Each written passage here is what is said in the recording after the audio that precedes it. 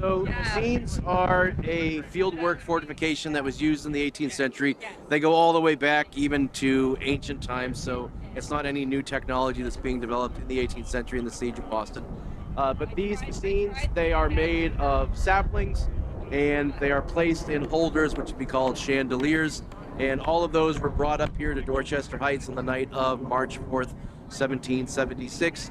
And they're modular, they're lightweight, they're portable, which is why the Americans were able to build those fortifications in one night, set up the cannons, and then obviously have them face towards Boston in the anticipation of a possible British counterattack. We can talk a little bit about what's behind me. Oh, okay. So, what is behind you? obviously, this is very different than what we would have seen in 1776. Yes. Where the red brick church is, all the way to where the far bridge is in the back, that would have all been water.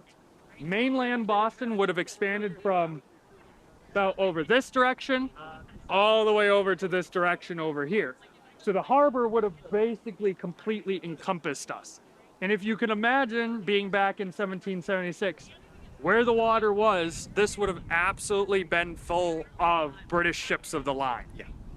We had Dorchester Heights fortified, and we completely surrounded Boston with militia companies. So there was no way that the British were getting back out of Boston. So the firing arc would have pretty much expanded the whole way.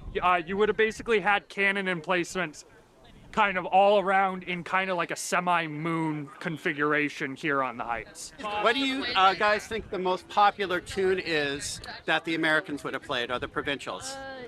Probably Taps. No, Taps didn't come later, but that's not really a popular tune though. If you were to think of the American Revolution, what would be the most common tune that you would hear? Yankee Doodle. Bingo. So you the musician man too? You know. Yes, I am. Because I saw you playing for the kids, and they're all like, "Oh." No, I do a little bit of everything. So I've been I started out in the hobby playing a fifer because that's the best gateway drug to get into the hobby, especially when you're 11 or 12 years old getting into it. And then from there, everybody loves having music in the line, so then you get invited to be part of the militia groups. And I actually started out in Sudbury. And my family settled the town of Sudbury in the 1640s. Everybody eventually marries everybody else, so we're kind of all related. So, but I do have two ancestors on the Haynes side that actually was a fifer and a drummer. So that kind of validates what I'm doing.